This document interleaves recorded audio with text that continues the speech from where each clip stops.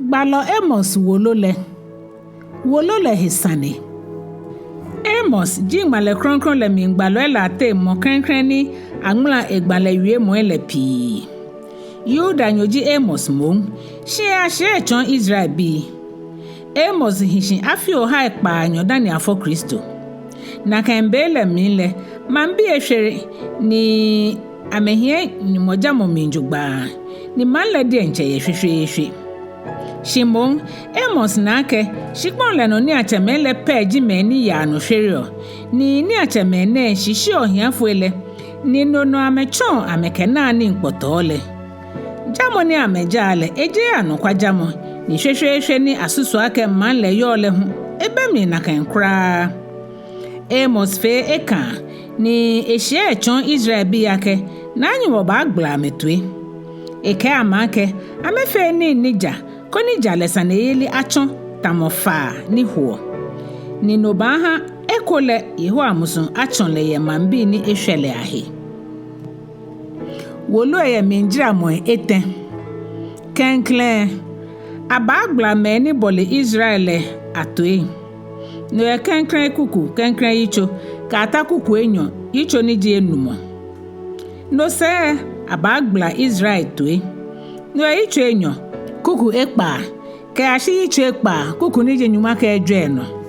eke na gbe ni na short Enumɔ le no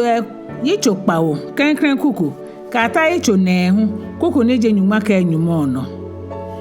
agbene nya ha wo bo agbalo Amos Wolo le toe Klɛŋklɛŋ Yitso Amos ni je to kweloko ni je te kwa man le min le gbala yue mo ene na anyumo je ni na ye Israel echon Amos afi Enyɔ dani shikpon huso bemi ni Uzziah yo Yuda manche ni Yeroboam Yehoash bile hu yo Israel manchele Amos keake Yehoa min hu tamojata ya Zion gon le no ni egbe min shi ye Jerusalem shikpo je la no dwefo angla ni kamen gon le yiten agbi nyumo ba agbla me ni bole Israel hele atoe boni Yehoa keene tomo baba o ni Damasco bi eton hiwole mingben ametoe ni mito ake mi bagbla lehi eja ake amegle Gilead bi tamo ake dade gloni no ewole mi ba manche Hazel manche wele nala ni lane basha manche Ben Hadad mojin fefe jin le fe mi ba kumo Damasco manle na agboele mashweshi mi ba plene avenjo le mi gbemele kalumoni yo Bet Eden no le hu ni mi ba ngo Syria shikpon le no bi le anon ke ya ker shikpon le no Yehoa ni ke Philistia boni Yehoa ke ne tomo baba o ni Gaza bi eton hiwole mingben ametoe ni mito ake mi bagbla lehi eje ake amengo jakumu mfe no nkete ameha idombi no ewole mi ba magaza man lehi gbogbo le nala ni eba asha man le mi mojin le fe mi ba plene Ashdod man le mi bi le ke lumoni yo Ashkelon no le hu ni mi ba chomi hi ma wo Ekron hu ni mi ba patan Filisti bi ni ba ahwe le fe ahie Tiro boni Yehoa keene tomo baba o ni Tiro eton hiwole mingben ametoe ni mito ake mi bagbla lehi eja ake amengoma mu le fe amewo Idom den na mekai kra nyemi me akpamo ni yo ameten le no ewole mi ba Tiro man lehi gbogbo ele nala ni e ba asha man le mi mojin fefe jin le fe Idom bani Yehoa keene tomo baba o ni Idom bi ton hiwole mingben ametoe ni mito ake mi bagbla lehi eje ake ameche klante ya amenyemi me Israel bi lano ni amegbe ameboni musunchon le ko bemi nkra ameni ni ahia hu ni amengme mi fun he krakra no ewole mi ba mate mama le nala ni la ne basha bazra mojin le fe Amon boni Yehoa keene tomo baba o ni Amon bi eton hiwole mingben ametoe ni mito ake mi bagbla lehi eja ake tai ne amefafa bona fe ni amele ameshikpon le husuami hewole amegblagbla gileaje holo amusuami ni bi le jeshueshi no ewole mi ba maraba man le hegbogbo le nala ni e ba sha emi mojin le bile ababota woshe ni tale na ba watamu ahun nefa aba nwa me manchele ke lumele fe ndo nke ate Yehowa nike Yitso Enyɔ Moab boni Yehowa kene tomo e baba oni Moabi eton hiwole mingben ametoe ni mitoa ke mi bagbla lehi eja ke amesha ido manche gbonyowi ke ashe echon lamlu ni ameke hwe hieshi no ewole mi baba Moab shikpon le nala ni lane ba sha Keriot man le mi mojin le fe Moabi le bagbo ye oshebo ke tetre mantre gbemo ke ho fe mo le mi mi ba plende Moab man no yeloele ni mi ba gbe mi lumele fe hu mafatahi Yuda boni Yehowa kene tomo e baba o ni Yuda bi eton hiwole mingben ametoe ni mitoa ke mi ba gbla lehi eja ke amekwa Yehowa mlaile ni ameye ekpo ilano apasa jema wajin ase ni ame anye tama mechemele anyele ha amedugbe no ewole mi ba ma Yuda shikpon le nala ne ba shan Jerusalem mojin le fe Israel to egblamo boni Yehowa kene tomo e baba o ni Israel bi eton hiwole mingben ametoe ni mitoa ke mi ba gbla lehi eja ke ame ho jaloe ame Ejwɛ Etɛ ni ohiafo le ame ho le tokutajrana ame na ohiafo aiche ano ye shikpon mlumi ni ame chiro me ni eha ke ya segbe mokele de ncheche fe ko bla yo komele no na bole ni ame ke buli o mi gbe kronkron le ame ka mo atade ni akabato ame awabala no ya folishan la tefen afolishan la telena ni ame no we ni ahe ye me ni abo ame fo aden ye amenyumo le solimo wele shikele mi pata mo bi ni klo tamochire nduruche ni amehewa hu tamodum le ahie ya ame Israel bi ahie mi pata ame no yibi la ahie ni mi fete ame shishifan le fen hu mi jenye ya Egypt shikpon le no ni mi planye afi nyuma Ejwɛ son ye shianga le no keba ko ni nye bango amo bi la shikpon le mi tenye bi hin le kumashi ni mi fe amegbaloy ni mi fe nye bla hin le kumehu nazeri foi Israel bi ebe mi nakan lo mi Yehowa mi ke shi nye ha nazeri foi le boen danumo ni ameka kukita ni ameka nyungo mi ni nye wo gbaloy le akita ke ameka gbagbale ni mi ke ha amele na mi ba mi anyama kpeteshi tamoshili ne wo ma tototo mi ani kpetoshi Fueje ala je moni heyo yake fueje hewale aangme hewalo ni kakalo hunyen le dienche iwala po ehere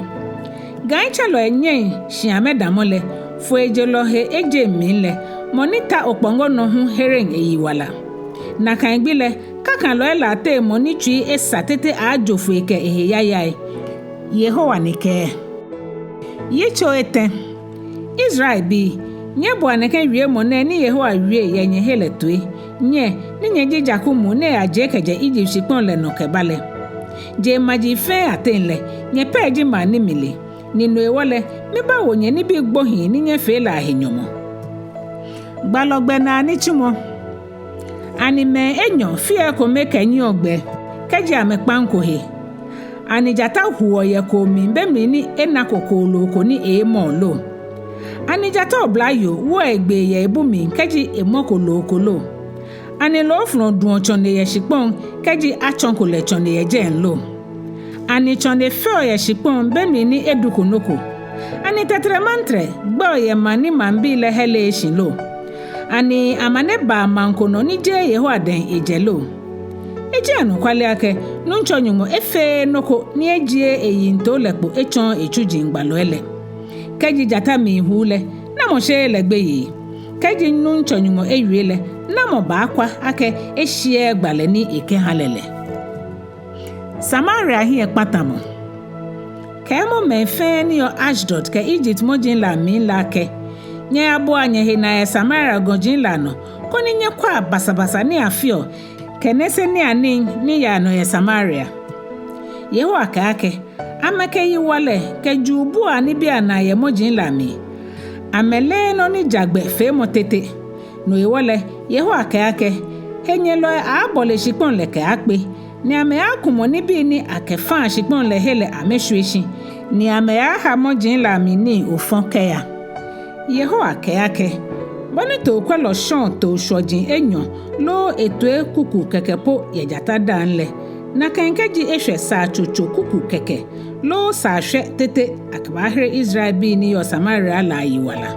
no nchota cheleke yake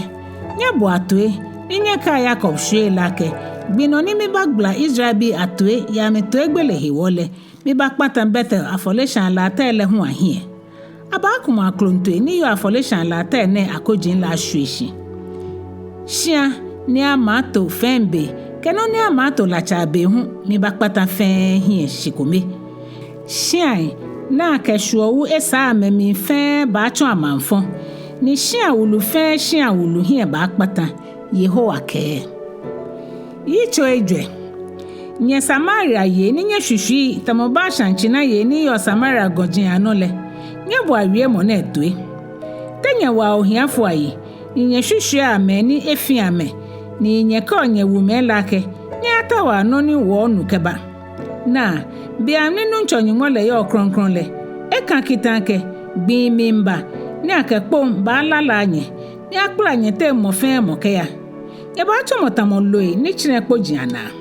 nye te mo fe mo ba nye ke ya hiete ke ashafoji na egbulo ye man gbogbo ela mi lahi ni ahwole nye ke chonfoji ne ame achira ahwoi Haman Yehowa ke Israel ekase ni nye Israel bi nye ba Bethel nye ba to amla nye ya Gilgal nye ha amla to mo la fa nye kenye fole aba kona shanda lebi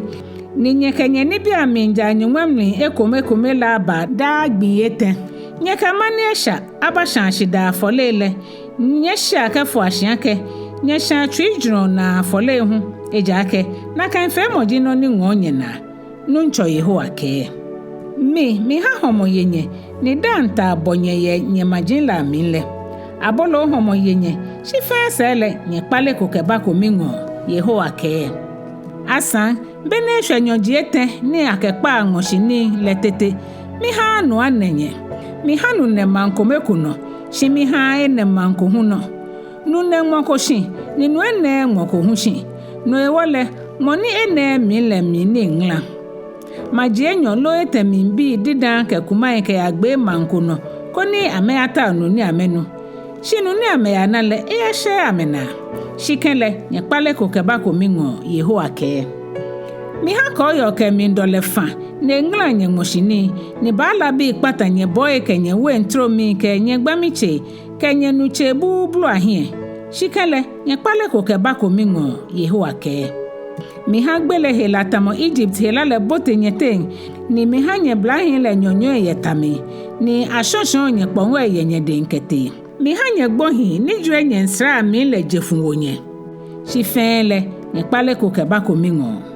Yehowa kake mi pata nye teme kuma hie tamo mi fe Sodom ke Gomora le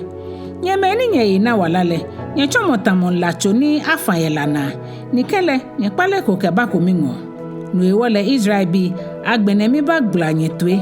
ni aka ni mema fe nye naka hiwole nye sa nye kekpe anye nyumole den to egbla mona na moni shogonjile ne bokoyo ne gba agbamono ni jile nyumole yinto le moni ha je chere mo chon dun na enyi oshipon le no he grong ile egbe ji Yehowa tayache Yitso Enumɔ twi chake mo he hia Israel bi nyebo aya afolala ni mi wo no yenye he na etue Israel blahia eta egbe eshi na etenshi don akwala ya shipon no ni mokobe ni wo eno nunchonyi mole ke ake mani bawo asrafo akpegbeke atale esho asrafo o hape ahale ni mani wo asrafo o hagbele esho emenyuma pe ni akwa amese aba Israel wile noni Yehowa ko Israel bi jiake nyeta amisegbe ni nye yana wala chinyeka ta Bethel segbe ni nyeka ya Gilgal hu alo nye minche minke mi abia shiba ejake abango Gilgal bi nung ni Bethel hie ba akpata nye tawa Yehowa segbe ni nye iba na wala keje na kanle Yehowa aba tamola neje Israel bi ate ni eshani la na ba akpata Bethel hie ni mokomoko be ni anya agbe aha Bethel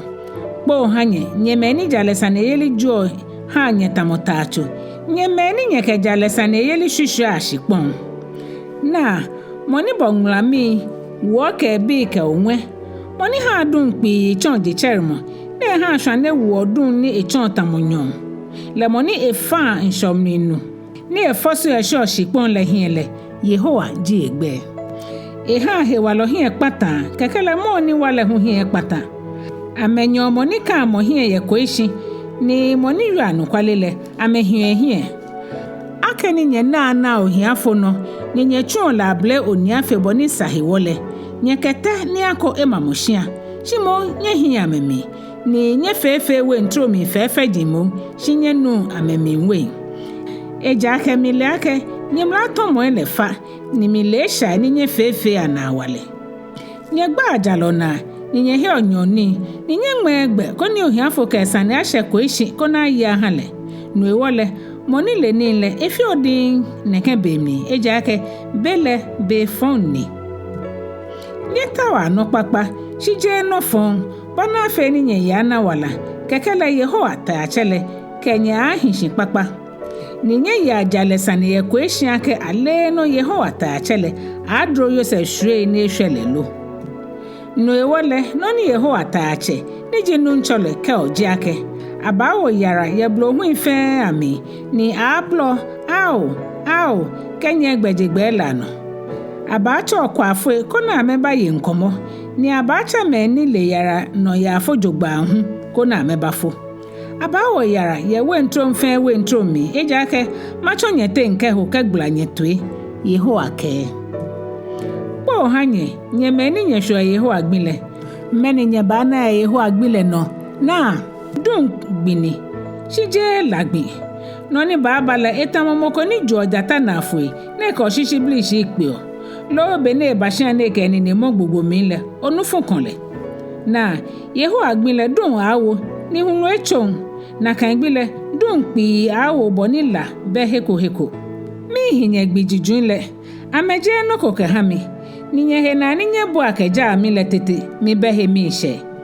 nye shanshan afole ke ni eni afole tete nye ha amine shi mi he shida afole ni nye kenye kolo ene hwihwi shan le hu mi kwepo nye kenye lalale aji amino mi ta o nye sankun la gbe mo hu to e mabo nye ya jale Sane mo ko ne chotomo nu ni ho nye ha jale ahiashi nye chotomo fa ni ho da Israel bi mekolo afole keni eni afole nye shanye hami ye shanga le no afi nyuma ejwele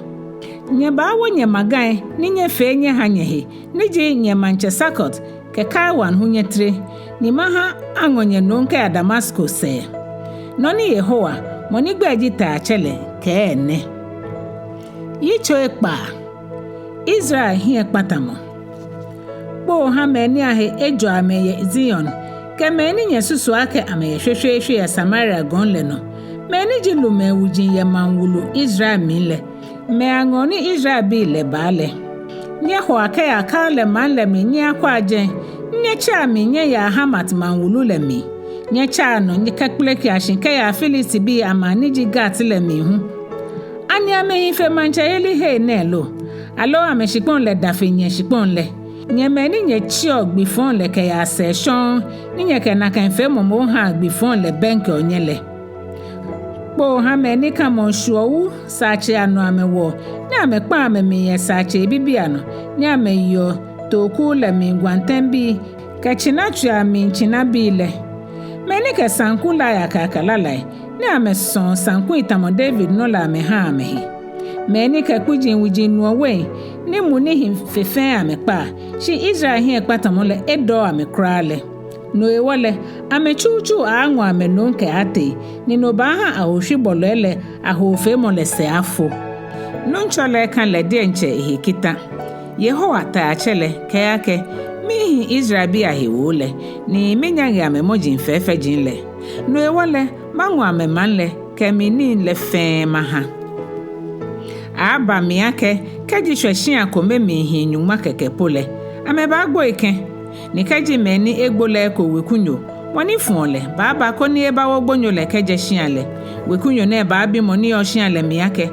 ani ehwemoko lolo ye hyiale mi fata ohelo mole ahre no ake dabida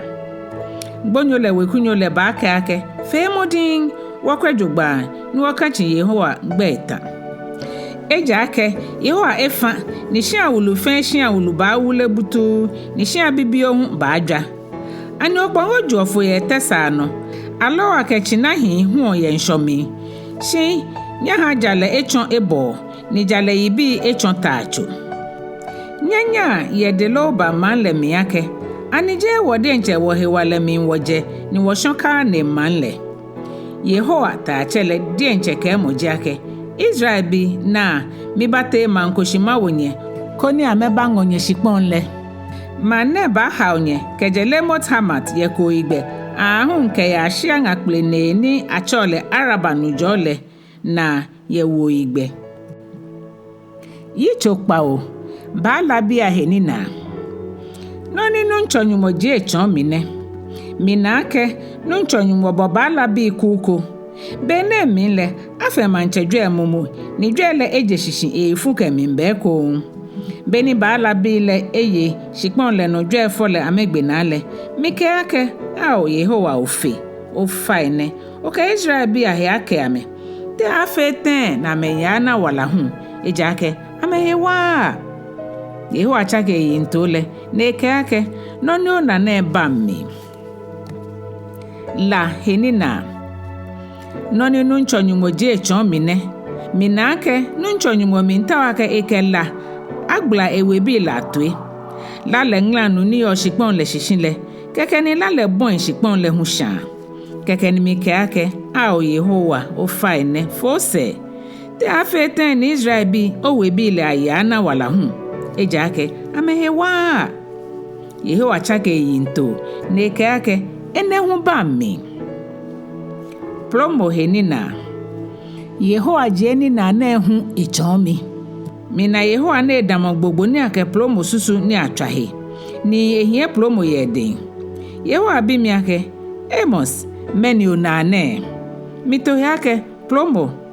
keke ni eke na mike plomo na mi susu mi ma Israel bi ajale mi ha me ya mehedon heni isha shwele jayele ba chomo amanfo ni heni Israel bi jayele hu ba fe kwekwe ni mi ba fata ma wo Yeroboam wele Amos ko sofo Amazia keke ni Amazia Bethel sofole chukete Yeroboam Israel manchele ngoake Amos eto yunu apan ye Israel bi latin ewie mo ele ba fite manle noni Amos keji Yeroboam ba nyo yetami ni nonke ango Israel bi ke aja meshipon le no kate osofo Amazia ke Amos ake gbalo jebi eno ya Yuda shipon le no ya ye ni yeje kono gba yeje kaka he o gba ye Bethel na don eja ke bi eji he ni manchele jaye ni bi eno ji he ni manche yeli he ne Solomon wewulu ni fefen le hu yo Amos here no ne ka osofo Amazia ake je gbalo jimi ni asan je gbalo bi hu jimi shimo kolo kwelo jimi ni misa sika mochi ahehu ni kolo mikpla ni Yehowa chemi ni Yehowa kemi ake ya no ya gbo chon Israel bile ne wala agbene bono ni Yehowa ke otwe eja ke okemi ka gba mishi Israel ni mika shie mishi Isaac wele Amazia boni Yehowa ke ene onga ba chon adwaman ye manlemi ni obi hin ko bi yele ba nyonyo yetana abango shikponle ni abaja ha meponji bodi enchele manso ba ya oyagboye ye shikponko ni aja nyumoye ni Israel bile nonke anwo ameke aja mi shikponle no ke ate Yitso Kpaanyɔ kentenke minche ayibi henina Yehowa taachele jeni na echon mi mina kentenke minche ayibi nechu kekeni Yehowa bimiake Amos meni onane mihre no ake kenten ke minchi aibi nechu kekeni Yehowa ke miake mima Israel bi akpulu eyi agbene mika me heke amedon mi bagbla metwe na kangbile lala ni amela ye Solomon wele minle ba chon yara ni awo gbe me baba o ba plene ni aba chire gbohin ahwe he fen nigi shi me ba fe din kekwe Israel hi ekpatamo nye boatwe nye meni nye na meni efi ame ano ni nye kpata ohiafo ahie ye shikpon le no nye kawake mebe po nyon hele anyoshi konu obo enma homo ni mebe po abagbe hejo mo gbile yeli na konu obo enwo ma homo kesusumo no ni she asan kenseni tani ache no woke Ejwɛ Etɛ ahe ohiafo nyomoche ni woketuta ahe moni efile ni ma shishi tutu tete wo hon le kejira wale Yehowa Israel ni mole eka kitanke anokwa mihi Ekpaa ameni fe moni le ko nokokoko ninu ewole shikpon le ba hoso ni enogbeme fe ba ya reho shikpon le no ba fe hama tamoboni ni lo fa le yo na ekun na esa ekpon ole nu nchonyu moke ake na kan gbile no le mi ba ha hunu anyo shishwane koni dun awo ye shikpon le no shwane fintin ma gbin juji ni nye yo la chon yara fe mo ni la like ngomo ni nye la le ba chon ya fo nye ba bu mo pepe ni nya hwehwe nye yi ni nya ba chon motamo follow ni mi ya me bi ko me na egbo hi areho na kan gbile na gbe mlimba jopan na gbi mimba ni ma homo abashikpon le no je dangma homo me ba yele ni je nu homo hu Shimon abaye Yehowa wie mo ele hekumai me ba fo shikaje nshona ka ya nshona na me aje ko igbe ka ya bukangbe ni ameminta Yehowa na wie mo le shi amenan na kan gbele no le oblaye he fel cheme ka oblaye fe ba toto bitike kumai ni me ni ke Samaria je ma wojin le kan kita me ka wake mi na danje ma won le lo mi na bia shi ba je ma won le ame ba nyonyo Yitso Nɛɛhu boni nunchole ba gblatwe eha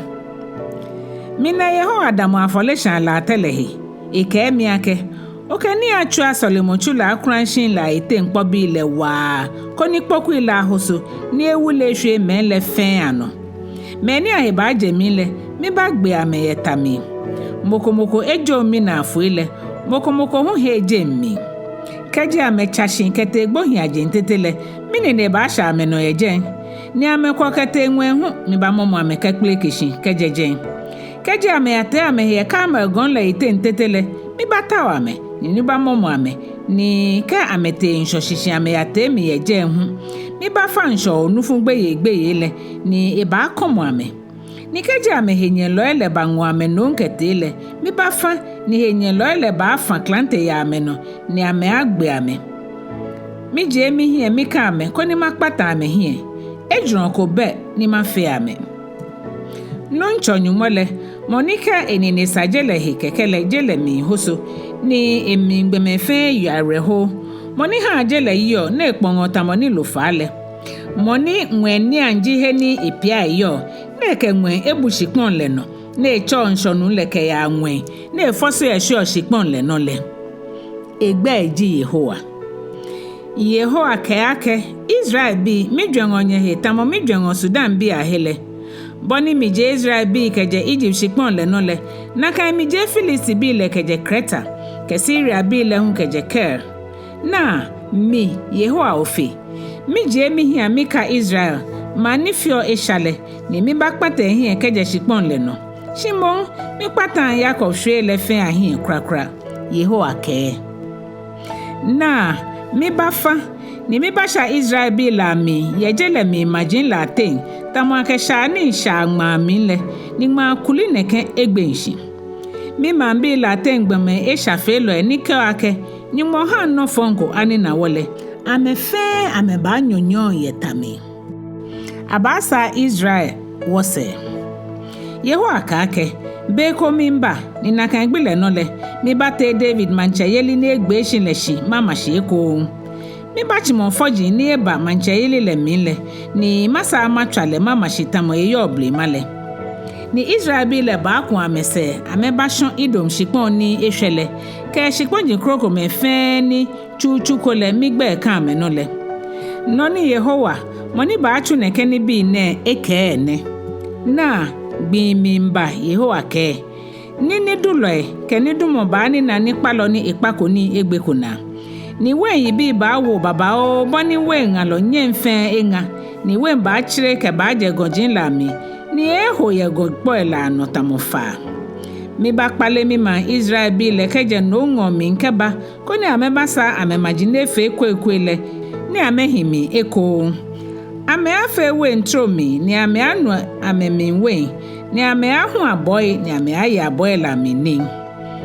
mi ba dun ame ya me shipon le no ni anya ma afa ye no don Yehowa nyenyumole ena eke gbalo Amos Wolo le na agbe ne